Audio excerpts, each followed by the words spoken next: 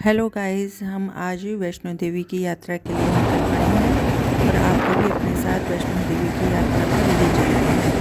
ये हमने शुरुआत की जम्मू के टनल का सीन से, जो कि ये अंधेरा अंधेरा सा आपको दिखाई दे रहा है और थोड़ी सी ट्रेन के चलने की आवाज़ सुनाई दे रही होगी। ये अंदर से शूट किया हुआ है। ये टनल के अंदर का कुछ भी दिखाई नहीं दे पा रहा था। जम्मू में करीबन 17-18 जो है टनल्स हैं, जिनको हमने पार करके फिर कटरा स्टेशन पर पहुँचेंगे। ये अंदर का सीन है हमारी ट्रेन की कोच का, जिसमें हमारे साथ अन्य यात्रीगण भी दिखाई दे रहे हैं। और बाहर की तरफ देखें तो बिल्कुल अंधेरा, सिर्फ आवाज़ ही आवाज़ सुनाई दे रही है और थोड़ी थोड़ी सी कहीं कहीं से रोशनी दिखाई दे रही है ट्रेन के चलते हुए। ये हमारे फर्स्ट टनल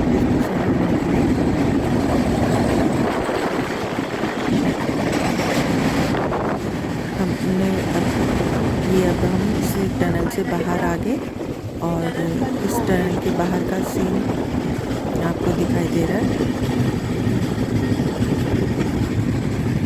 जो हमने ट्रेन के अंदर से ही शूट किया हुआ है।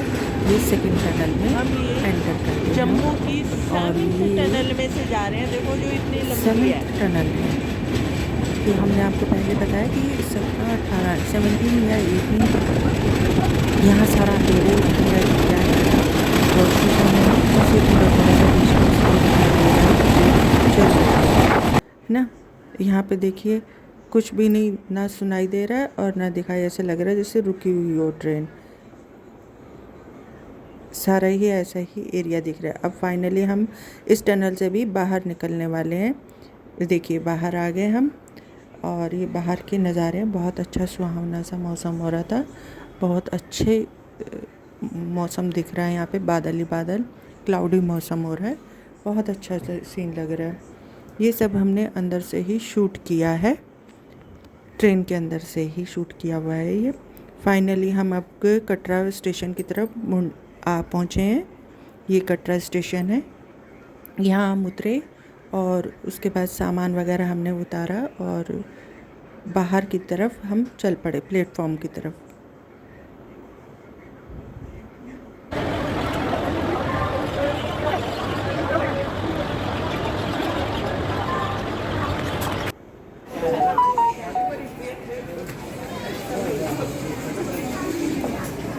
फाइनली हम कटरा स्टेशन पहुंच ही गए। ये कटरा स्टेशन की रिकॉर्डिंग है।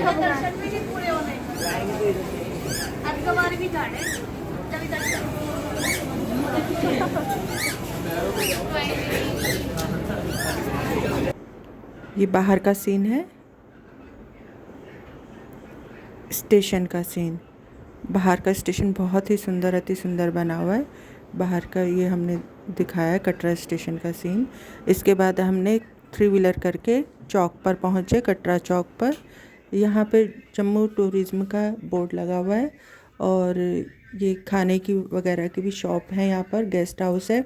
इसके बाद यहाँ पे RFID का भी ऑफिस है, जो कि और सिम कार्ड चेंज करने की भी सुविधा है, क्योंकि हमारा सिम कार्ड वहाँ काम नहीं करता है।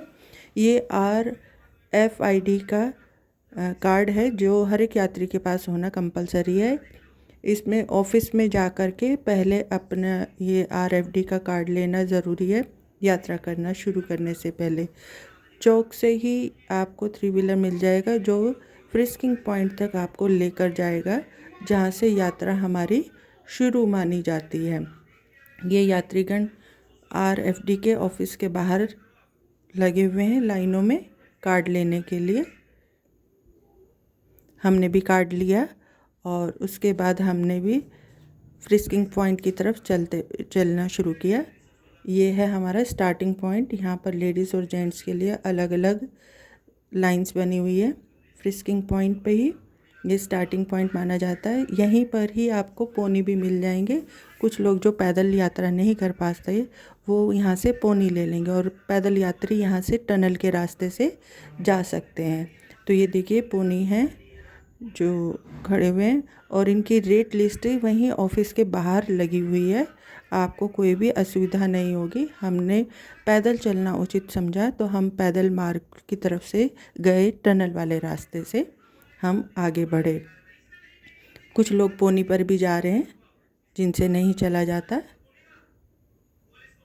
ये आप देख सकते हैं। इसके बाद सबसे पहला पड़ाव हमारा आता है बाणगंगा का। बाणगंगा पे आप नहा धो सकते हैं। शीतल जल है, अति पावन जल है। यहाँ पर कुछ देरी रेस्ट करने के बाद हम आगे की तरफ बढ़े। जो अगला पड़ाव है चरण पादुका मंदिर। बहुत सुंदर मंदिर है, बहुत ही सुंदर मूर्ति है इसके अंदर की, आप भी दर्शन कीजिए। ये बाहर से सीन लिया हुआ है और अंदर शंकर भगवान और पार्वती माता की तस्वीर बहुत ही सुंदर है, मनोहारी तस्वीर है ये। इसके बाद आगे की यात्रा हमने आरंभ करी और कुछ लोग सीढ़ियों के रास्ते से जाना उचित समझ रहे थे और कुछ लोग जो सिंपल वाली रोड है, टनल वाला रास्ता, वो वाला आसान रास्ता है। रास्ते में दोनों साइड पर मार्केट बनी हुई है, आप देखते देखते आगे बढ़ सकते हैं। और कुछ लोग पिक भी खिंचवा रहे थे। ये मंदिर की, वैष्णो मंदिर की मूर्ति ये है जिसके साथ बैठ के फ़ोटो खिंचवा रहे हैं लोग, मंदिर पे ही मिलती हैं। ये अर्धकुमारी टेम्पल की तरफ हमने चलना शुरू किया और यहाँ पहुँच गए। अर्धकुमारी का मंदिर ये इस तरह से दिखाई देता है। यहीं पर जो लोग रुकना चाहते हैं रात को, उनको कंबल भी प्रोवाइड हो जाते हैं कंबल स्टोर से, और हम लोगों ने यहाँ बैठ के रेस्ट किया।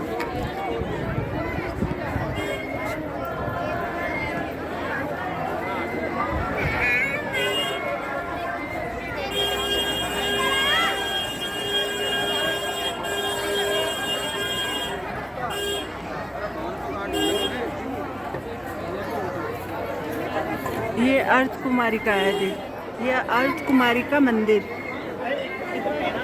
दूर से अभी जहाँ भी हम, ये बाहर छतरी सी बनी हुई है, इस पे हम वो कर रहे हैं, रेस्ट कर रहे हैं ये पेड़ के नीचे,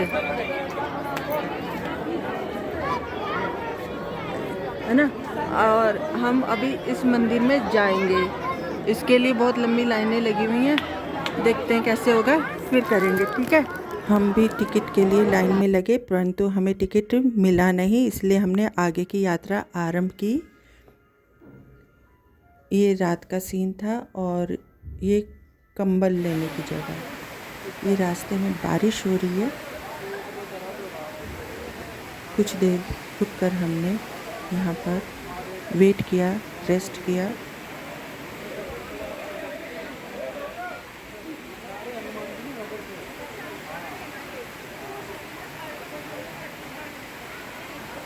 बारिश रुकने के बाद आगे की तरफ हम चल पड़े और ये रास्ते के मनोरम दृश्य आपको भी दिखाते हैं। हम अब सांझी छत की तरफ जा रहे हैं। ये रास्ते में से देखिए बहुत ही सुंदर सीन दिखा है। सांझी छत है ये। ये सारा सांझी छत का है व्यू। और ये टीवी में आरती भी देख सकते हैं। जो लोग नीचे हैं, जैसे हम लोग हैं, उनके लिए आरती भी दिखाई जा रही है।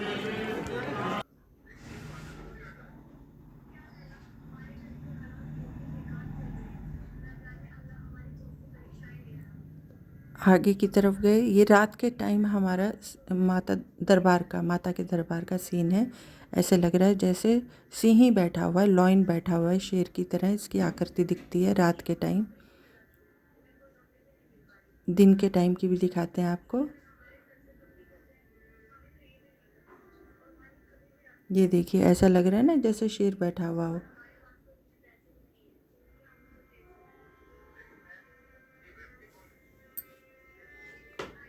ये दरबार के सीन है जहाँ हमें पहुँचना है।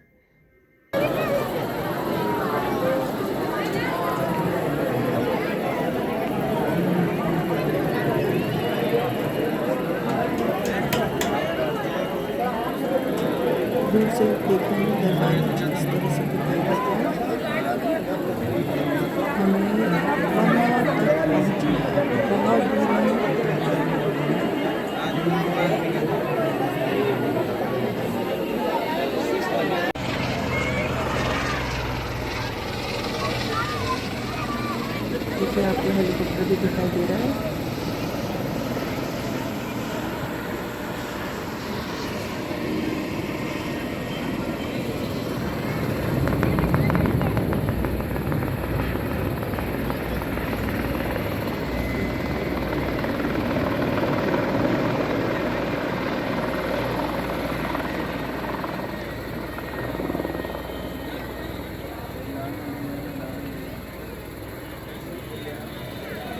कुछ लोग हेलीकॉप्टर के द्वारा यात्रा करना पसंद करते हैं।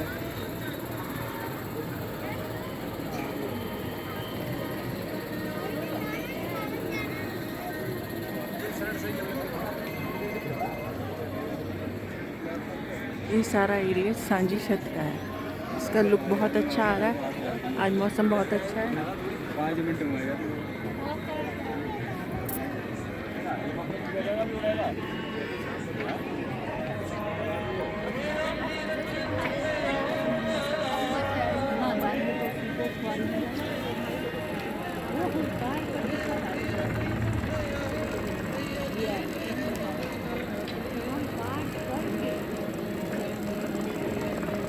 सामने दिखाई दे रहा है हेलीकॉप्टर जो है ये दोबारा से टेक ऑफ कर रहा है। उड़ान भरते हुए दिखाई दे रहा है आपको। ये वापस पैसेंजर्स को लेके जाता हुआ दिख रहा है।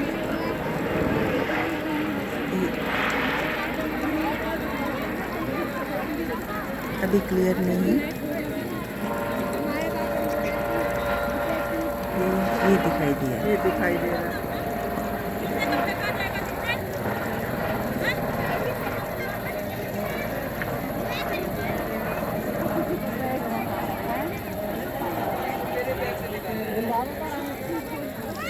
ये लोकेशन है सांझी छत की। मौसम बहुत अच्छा हो रहा है। हल्की हल्की बूंदाबांदी भी हो रही है, पर सभी इसका एंजॉय कर रहे हैं। वो सामने ऊपर छत पर वो दोस्तों अब हम आगे की ये यात्रा भैरव बाबा का मंदिर है। आगे की यात्रा में कुछ और दृश्य। अब हम दरबार की तरफ जा रहे हैं। दरबार के रास्ते में जगह जगह बैठने की, यात्रियों को सुस्ताने की जगह बनी हुई है। कहीं भी बैठकर आप अपना रेस्ट कर सकते हैं। हमने भी कुछ वहाँ से सांझी छत से चलने के बाद यहाँ पर रेस्ट किया।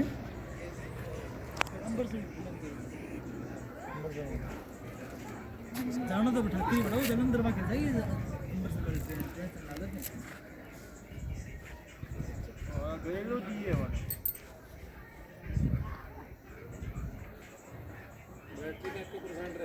अति मनोरम दृश्य है। पूरा नेचर, बहुत ही सुंदर नेचर है यहाँ का।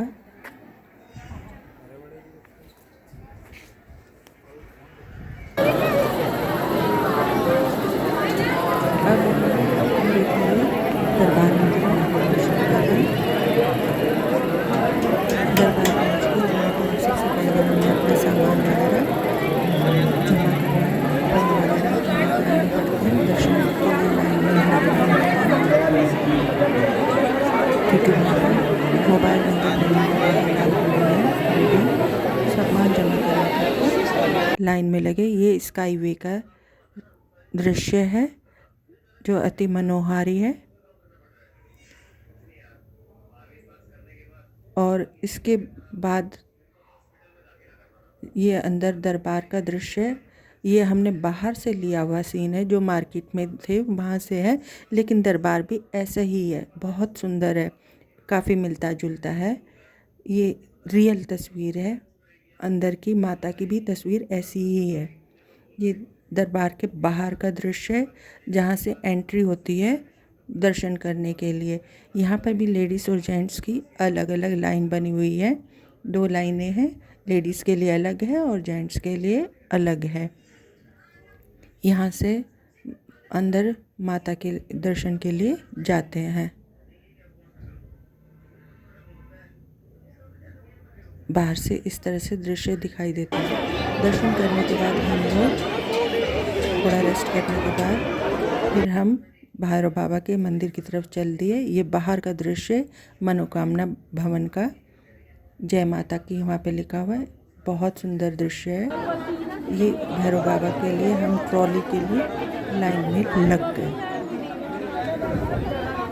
जो लोग ट्रॉली से जा रहे हैं उनको इस तरह से लाइन में लगना पड़ता है और अपनी बारी का या अपने नंबर का इंतज़ार करना पड़ता है। उसके बाद ट्रॉली में एक बारी में 50 लोग बैठ सकते हैं।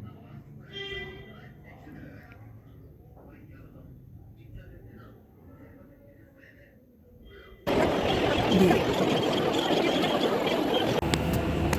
ट्रॉली का दृश्य है, परंतु हमें अंदर शूट नहीं करने दिया, इसलिए हमें यहीं पर अपना रोकना पड़ेगा।